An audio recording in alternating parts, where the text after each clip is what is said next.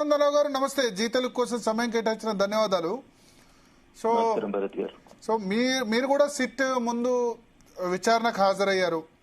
అప్పుడు సరే మీరు ఇన్వెస్టిగేషన్లో జరిగిన విషయాలు ఇక్కడ పూర్తిగా చెప్పొచ్చో లేదో కానీ జనరల్గా నార్మల్గా సిట్ విచారణ ఎట్లా ఉంటుంది? ఇప్పుడు రేపు కేటీఆర్ రాగానే మీరు అడ్వకేట్ కూడా కాబట్టి జనరల్గా ఈ సిఆర్పిసి 160 ప్రకారం అంటే సాక్షిగా పిలిచినప్పుడు విచారణ ఎట్లా ఉండే అవకాశం ఉంది అధికారుల నుంచి?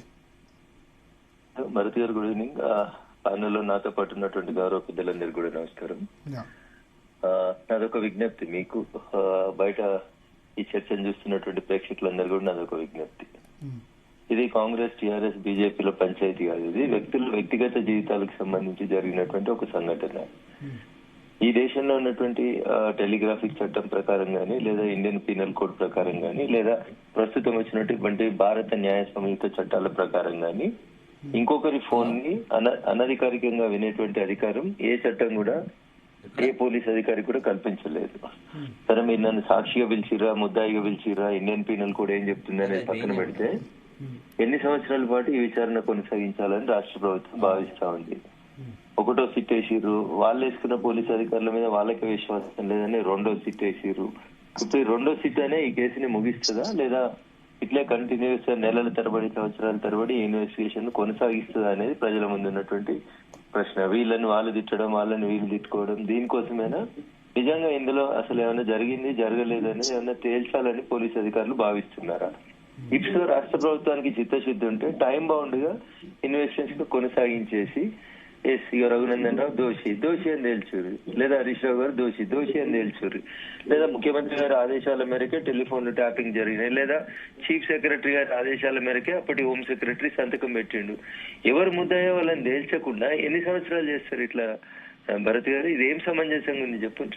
ఇది ఈ క్వశ్చన్ కాంగ్రెస్ వాళ్ళు అడిగినప్పుడు ఏమంటారంటే 600 మంది సాక్షుల్ని విచారించాలి, అంత ఈజీయా? ప్లస్ ప్రభాకర్ రావు మొన్నటి వరకు లేడు, భారతీయ జనతా పార్టీ ప్రభుత్వం కోఆపరేట్ చేయలేదు, అమెరికా నుంచి తీసుకురావాల్సిందుకు హెల్ప్ చేయాల్సింది అక్కడ కేంద్ర హోంశాఖ ఆయనకు రెడ్ కార్నర్ నోటీస్ పేరు నాకు గుర్తు రావట్లేదు, అది తీసుకొచ్చి రెడ్ కార్నర్ నోటీసులు ఇవ్వమని వీళ్ళు ఫైల్ పంపించినప్పుడు భారత ప్రభుత్వం సంతకం పెట్టి పంపించిన తర్వాతనే అక్కడ మరి పాస్పోర్ట్ క్యాన్సిల్ చేస్తే అప్పుడు కదా ప్రభాకర్ రావు గారు ఇండియాకి వచ్చింది. సార్, నేనేమంటున్నా, ప్రభాకర్ రావు గారు వచ్చి 6 నెలలు దాటింది. సరే, మీరు అన్నట్టు 600 మంది సాక్షులు ఉన్నారు, ఎన్ని రోజులు చేస్తారు? ఒక 20 మంది పోలీస్ అధికారులని, మీకు నచ్చిన పోలీస్ అధికారులని 20 మంది ఇచ్చి రోజు ఒక 3, 4, 5 టెక్నికల్ ఎక్స్పర్ట్స్ ని కొంతమందిని వాడుకొని ఇన్వెస్టిగేషన్ కంప్లీట్ చేయకుండా రోజు మీనమేషాలు లెక్క పెట్టించి, ఇది చిన్నప్పుడు ఏదో నానా పూలు వచ్చే దొంగ వచ్చే అన్నట్టు పంచాయతీ వేసుకొస్తున్నారు. కాబట్టి ఒరిజినల్ గా పూలు వచ్చినప్పుడు ఎవరికి అర్థం కాకుండానే కష్టమవుతుంది. కాబట్టి దయచేసి టెలిఫోన్ ట్యాపింగ్ జరిగింది, నా ఫోన్ విన్నరు, నాకు అన్యాయం జరుగుతుందని నేను దుబ్బాక ఉప ఎన్నికప్పటి నుంచి గోల చేస్తా ఉన్నా. అప్పుడు 3 ఏళ్ళు వాయ, ఇప్పుడు 2 ఏళ్ళు వాయ భరత్ గారు, 5 ఏళ్ళు వాయ. ఇండియన్ పోలీస్ సిస్టమ్ మీద ప్రజలకు విశ్వాసం పోవద్దు అని అనుకుంటే దయచేసి ఇన్వెస్టిగేషన్ ని ఇప్పుడు ఒక సిట్ వేసినారు. దుబ్బాకలో మీ ఫోన్ ట్యాపింగ్ జరిగినప్పుడు లీగల్ గానే జరిగిందా? హోమ్ సెక్రటరీకి పంపించే చేశారా మీ ఫోన్ ట్యాపింగ్? అప్పుడు రఘునందన్ రావు గారి ఫోన్ ఇది, నేను దుబ్బాకి వెళ్ళి బీజేపీకి వెళ్ళి పోటీ చేస్తుండో ఇది ట్యాప్ చేయండి అని చెప్పలేదు. నా ఫోన్ నెంబర్లకు వ్యతిరేకంగా ఎవరో మావోయిస్ట్ నక్సల్స్ లేదా ఇంకేదో నక్సలైట్ నాయకుని యొక్క పేరు నెంబర్ పెట్టి అక్కడ చేయమని అంటే పోలీసులు హోమ్ సెక్రటరీ పర్మిషన్ ఇచ్చుంటారు. ట్యాపింగ్ జరిగింది అనేది ఫ్యాక్ట్ సార్. అది లీగల్ గా జరిగిందా, ఇల్లీగల్ గా జరిగిందా, ఎట్లా జరిగిందా అనే విషయం లోపల తేల్చాల్సిన సిట్టు మీనమేషాలు లెక్కించడం అనేది బాధాకరమైనటువంటి విషయం. సరే, మేమందరం చెప్తే అది తప్పు అనుకుందాం సార్. నేను ఒక 2 సంఘటనలు చెప్పి ముగిస్తా. సోదరి కవిత టీఆర్ఎస్ లోంచి బయటకు వచ్చినాక ఇంటి అల్లుని ఫోన్ ఇవ్వడాన్ని ఇంటి ఆర్డర్ తూ మీ బతుకులు చేయడానికి తిట్టింది. ఇది ఒకటి. 2, నిన్ననో మొన్ననో వి ప్రకాష్ గారు అనుకుంటా ఏదో ఒక టీవీ ఛానల్లో చూస్తున్నప్పుడు చెప్పినారు, ఎప్పుడన్నా హరీష్ కి ఫోన్ చేస్తే నా ఫోన్ వింటున్నారు, మీరు నాతో ఫోన్ లో మాట్లాడొద్దు, నా దగ్గరికి రావద్దు, నా వల్ల మీ ఉద్యోగాలు కూడా పోతాయి, జాగ్రత్త అని హరీష్ గారు చెప్పినారని వి ప్రకాష్ గారు అనుకుంటా వారు ఎక్కడో టీవీ ఛానల్ ఇంటర్వ్యూలో చెప్పినట్టు చూసినాను.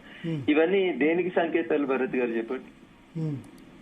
ఇట్లా మీరు టీవీలలో చర్చ పెట్టి రఘునందన్ రావు బీజేపీ లేకపోతే ఇంకొకరు టీఆర్ఎస్ ఇంకొకరు కాంగ్రెస్ అని ముగ్గురు పిలిచి తిట్టిపించుకునే బదులు ఏం జరుగుతుంది, ఇన్వెస్టిగేషన్ కి ఎన్ని సంవత్సరాలు కాదు. ఇట్లాంటి కేసులు జరిగినప్పుడు వేరే దేశాలలో ఛార్జ్ షీట్ ఫైల్ చేయడానికి పోలీసులు తీసుకున్నటువంటి సమయం ఎంత, ఇవి ఉంటాయి కదా సార్. ఇవి లెక్క లేకుండా ఇప్పుడు ప్రభాకర్ రావును పిలిచిన తర్వాత మన డిసెంబర్ 25 నుంచి 28 వరకు ఇన్వెస్టిగేషన్ చేసిన తర్వాత కొంత ఫాస్ట్ గా జరిగినట్టు అనిపించట్లేదా? అందులో భాగంగానే హరీష్ రావును కేటీఆర్ ను వరుసగా 2-3 రోజుల లోపే పిలిచినట్టు వేగవంతమైనట్టు అనిపించట్లేదా మీకు?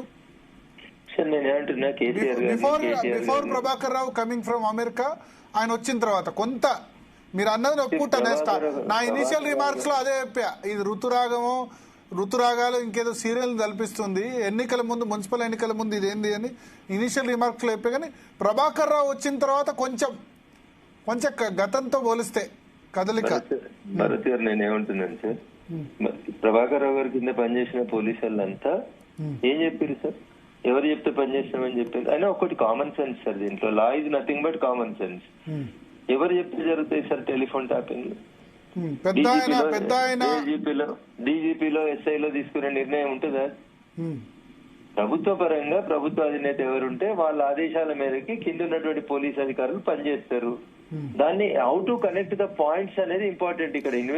ఇప్పుడు రాధాకిషన్ రావు కన్ఫెషన్ స్టేట్మెంట్ లో పెద్ద ఆయన ఆదేశాల మేరకు అన్నారు. అయితే పోలీస్ కస్టడీలో ఇచ్చిన కన్ఫెషన్ స్టేట్మెంట్ లీగల్ గా ఎంత మేరకు చెల్లుబాటు అవుద్ది? Confession should lead to recovery. ఇప్పుడు రాధాకిషన్ రావు గారు అని మీరు పేరు తీసుకున్నారు కాబట్టి నేను వారి పేరుతోటే మాట్లాడుతున్నాను. ఉదాహరణకి రాధాకిషన్ రావు గారు దుబ్బాక బై ఎలక్షన్స్ అప్పుడు ఇగో రఘునందన్ రావు ఫోన్ నెంబర్లు 2 వీటిని వినమని మాకు పైకెళ్ళి ఇన్స్ట్రక్షన్స్ ఉన్నాయని అనుకుందాం. ఆ పైన అంటే ఎవరు ఉంటారు సార్? ఆ దుబ్బాక అనేటువంటి ఉప ఎన్నిక సందర్భంగా నా ఫోన్లు విన్నారు. హరీష్ రావు గారి ఫోన్లని హుజురాబాద్ బై ఎలక్షన్స్ అప్పుడు, మునుగోడు బై ఎలక్షన్స్ అప్పుడు విన్నారని ఏదో నిన్నటి నుంచి మొన్నటి నుంచి ఏదో కొన్ని వార్తలు వస్తా ఉన్నాయి. ఇవన్నీ ఎటుపోతున్నాయి భరత్ గారు? నాది ఇప్పటికైనా ఒకటే ఒక విజ్ఞప్తి రాష్ట్ర పోలీస్ యంత్రాంగానికి. సార్ మీరు పార్టీలు పక్కన పెట్టుంది, నేరం జరిగిందా జరగలేదా? నేరం జరిగితే దానికి బాధ్యులు ఎవరు? ఎవరిని ఫిక్స్ చేస్తారు? లేదా ఎవరిని ఫిక్స్ చేయకుండా చేతులు దులిపేసుకొని కాళేశ్వరం మీద 2 ఏళ్లు కమిషన్ నడిపించి లాస్ట్ కు దీన్ని ఇంకో 2 సంవత్సరాలు నడిపించి మాతో అయితే లేదు, కేంద్ర ప్రభుత్వానికి పంపిస్తున్నాం, సిబిఐని ఇన్వెస్టిగేట్ చేయమని అడుగుతారా? అసలు ఏం చెప్పదలుచుకున్నారు అనేది రాష్ట్ర ప్రభుత్వం ఒక క్లారిటీ. కాళేశ్వరం విచారణ మీరే చెప్పట్లేదు కదా, సిబిఐకి ఇస్తే ఇప్పుడు ఇచ్చే 6 నెలలు అయింది, కనీసం ముట్టుకోలేదు. భరత్ గారు మీరు కూడా ఇట్లా మాట్లాడి ప్రజల్ని తప్పుదో లేదు కదా, ముట్టుకోలే కదా కాళేశ్వరం. ఒక నిమిషం వినాలి సార్. భరత్ గారు బురద చల్లడం ఈజీ సార్, బట్టలు ఉత్తుకోవడమే కష్టం అవుతుంది, వినడం నేర్చుకోవాలి. చెప్పండి. కోర్టులో కేసు లేదా? కోర్టుకు పోయి స్టే తెచ్చుకోలేదా? కాళేశ్వరం సంబంధించి సిబిఐ విచారణ మీద స్టే లేదు.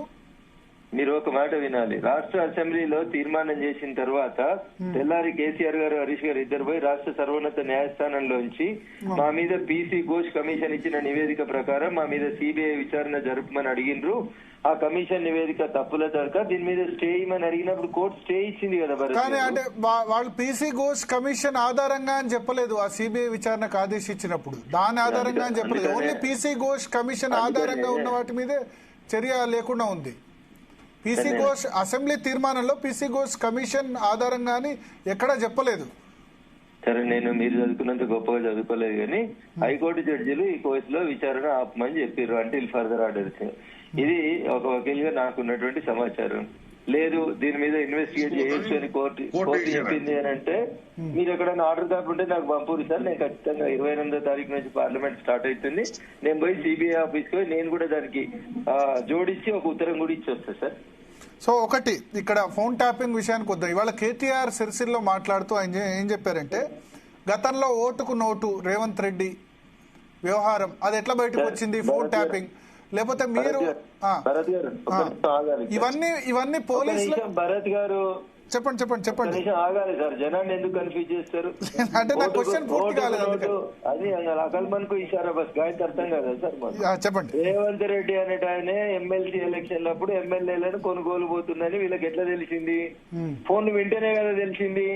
ఫోన్లు విన్నామని కేటీఆర్ ఒప్పుకుంటున్నాడు కదా, దాన్ని పోలీసోడు విన్నాడంటే పోలీసోడికి ఏం అవసరం అని వింటాడు పోలీసోడు?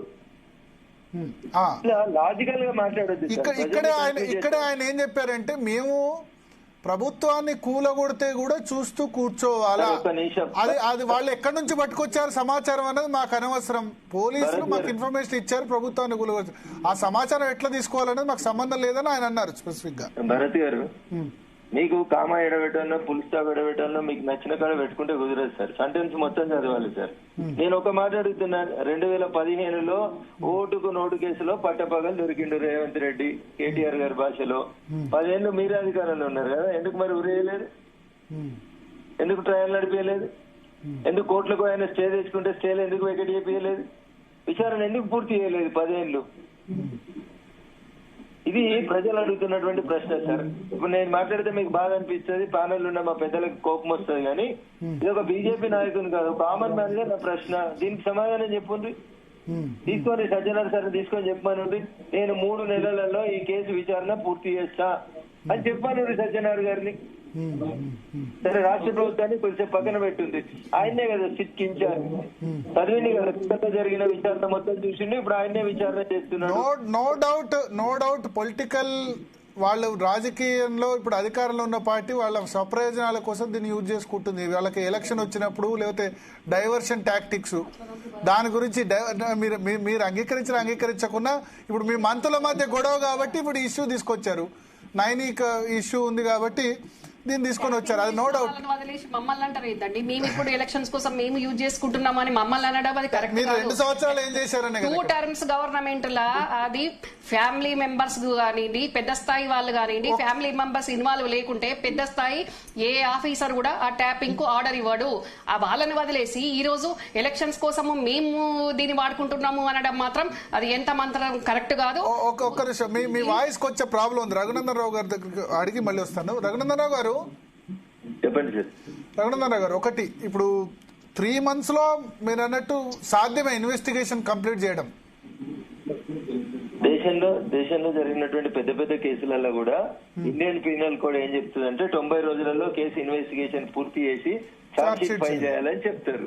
అదే చేయమని అడుగుతున్నా. లేదు, సజ్జనార్ గారి నుంచి చెప్పమని, ఇది చాలా పెద్ద కేసు, ఇది మేము కొండని అవుతా ఉన్నాం, కొండని తవ్వి ఎలకలు పట్టడానికి మాకు ఇంకో 6 నెలలు పడుతుంది అని చెప్పాను. We will wait till that date. కానీ సిట్ 1 అయిపోయింది, సిట్ 2 అయిపోతుంది, రేపు సిట్ 3 రాదని మీరు గ్యారంటీ ఇస్తారా? సజ్జనార్ గారు ఇస్తారా? ఇది నాకున్న అనుమానం అంతే సార్. ఇంకోటి ఏంటంటే వాళ్ళు బీఆర్ఎస్ రేజ్ చేస్తుంది అంటే ఇండియన్ టెలిగ్రాఫ్ యాక్ట్ ప్రకారం ఆ ఫోన్ ట్యాపింగ్ అన్నది అన్ని ప్రభుత్వాలు చేస్తున్నాయి. కేంద్ర ప్రభుత్వం పెగాసస్ చేసింది, అంతకుముందున్న రాష్ట్ర ప్రభుత్వాలు చేస్తుంది. దీనిలో ఏదో ఉందని ఎందుకు ఇంత బురద చల్లుతున్నారో అంటున్నారు వాళ్ళు. ఇప్పుడు నేను అడ్వకేట్ గా మాట్లాడలేను ఈ కేసులో, ఎందుకంటే ఐ హావ్ సర్టెన్ లిమిటేషన్స్. కోర్టులో కేసులు ఉన్నాయి కాబట్టి నేను ఎందుకంటే ఎక్కువ మాట్లాడలేను.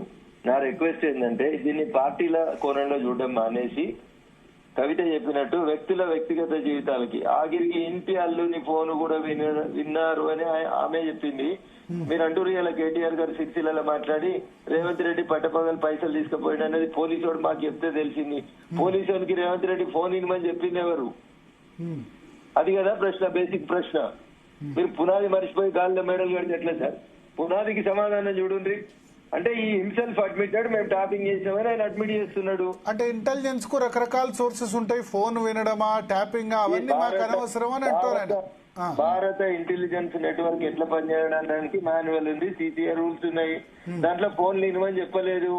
సంఘ విద్రోహ శక్తులు, దేశద్రోహులు. ఆయన ఎమ్మెల్యే ఆ రోజు రేవంత్ రెడ్డి గారు 2015లో తెలంగాణ రాష్ట్ర శాసనసభలో ఒక ఎమ్మెల్యే ఫోన్ ఎట్లుంటారు సార్? ఎవడైనా పోలీసు ఒకవేళ ఎమ్మెల్యే ప్రభుత్వాన్ని అస్థిరపరిచి కూలగొట్టాలి అని చూస్తే గనక మీకు ఎట్లా తెలిసింది? మీకు ఎట్లా తెలిసింది? రేవంత్ రెడ్డి గారు ఏం చేస్తున్నారు? స్టీఫెన్సన్ ముందు నా దగ్గరకు వచ్చారని సమాచారం ఇచ్చిన తర్వాత అప్పుడు ఫోన్ ట్యాపింగ్ చేస్తే ఆ తర్వాత అప్పుడు కూడా ట్యాపింగ్ చేసే అధికారం తెలంగాణ ప్రభుత్వానికి ఉండదు, పోలీసులకు ఉండదు. అప్పుడు కూడా చేయడానికి అవకాశం ఉండదు. ఎప్పుడు మీ మీద కూడా అంటే భారతీయ జనతా పార్టీ మీద కూడా 2022లో అలిగేషన్ వచ్చింది. డెక్కన్ కిచెన్ నందు ద్వారా ఒక 5-6 ఎమ్మెల్యేలు జాయిన్ చేసుకునే ప్రయత్నం చేశారు అని చెప్పి కేసీఆర్ స్వయంగా ఆడియో వినిపించారు. అది బహుశా ఫోన్ ట్యాపింగ్ ద్వారానే వచ్చి ఉంటుంది. ఆ సందర్భంలో కూడా ఒక 5-6 ఎమ్మెల్యేలు లేకపోతే మొత్తం బీఆర్ఎస్ ప్రభుత్వాన్ని కూల్చాలనుకున్నప్పుడు కూడా అప్పుడు చేయడం కూడా కరెక్ట్ కాదంటారా? వాళ్ళ ఎమ్మెల్యేలు కాదు, బయట వ్యక్తులు, ఎవరికి స్వామీజీలైనా నందైనా సార్ ఎవరికి టెలిఫోన్ ట్యాపింగ్ చేసేటువంటి అధికారం ఇండియన్ పీనల్ కోడ్ ఇవ్వలేదు సార్. దయచేసి ఆ లైన్ ని మీరు గుర్తుపెట్టుకోండి. మావోయిస్టులయో లేకపోతే ఐఎస్ఐకి సంబంధించిన తీవ్రవాదులయో మీ దగ్గర నెంబర్లు ఉంటే ఆ నెంబర్ల గురించి మాట్లాడాలి తప్ప ప్రజాప్రతినిధుల నెంబర్లని ఆ రకంగా వినడం అనేది ఏ చట్టం కూడా ఇక్కడ కూడా పర్మిషన్ ఇవ్వలేదు సార్. దయచేసి అది అర్థం చేసుకోవాలి. అయితే ఇక్కడ ఒకటి బీఆర్ఎస్ తీసుకొస్తున్న ఆర్గ్యుమెంట్ ఏంటంటే ఈ intelligence chief will report to, అంటే ప్రభాకర్ రావు ఒకవేళ నిజంగా చేసిన ఆయన రిపోర్ట్ చేసేది డీజీపీకి, ముఖ్యమంత్రికి ఏం సంబంధం? లీగల్ గా అప్పుడు మహేందర్ రెడ్డిని క్వశ్చన్ చేయాలి, లేకపోతే అంతకుముందున్న డీజీపీని క్వశ్చన్ చేయాలి, లేకపోతే అంతకుముందున్న ఇంటెలిజెన్స్ చీఫ్ ఇప్పుడున్న డీజీపీ శివధర్ రెడ్డిని క్వశ్చన్ చేయాలని వాళ్ళు అంటారు. అనుమతి ఇచ్చిన చీఫ్ సెక్రటరీ అప్పుడు ఉన్నటువంటి గౌరవనీయురాలు శాంతి కుమార్ గారిని ఇన్వెస్టిగేట్ చేసినట్టు, ఇంట్రాగేషన్ కు పిలిచినట్టు నేను చూసినాను. ఎందుకంటే అల్టిమేట్ గా సంతకం పెట్టాల్సింది చీఫ్ సెక్రటరీ గారే. చీఫ్ సెక్రటరీ గారిని పిలిచిర్రు, శాంతి కుమార్ గారిని పిలిచినట్టు ఇన్వెస్టిగేషన్ టీం నాకు గుర్తుంది. అట్లా అందరిని పిలుస్తారు, అధికారులను పిలుస్తారు, మహేందర్ రెడ్డి గారిని పిలుస్తారు, రిటైర్డ్ డీజీలను కూడా పిలుస్తారు. అందరిని పిలువరు, కానీ తొందరగా ఇన్వెస్టిగేషన్ పూర్తి చేయాలనేది నా విజ్ఞప్తి. But intelligence chief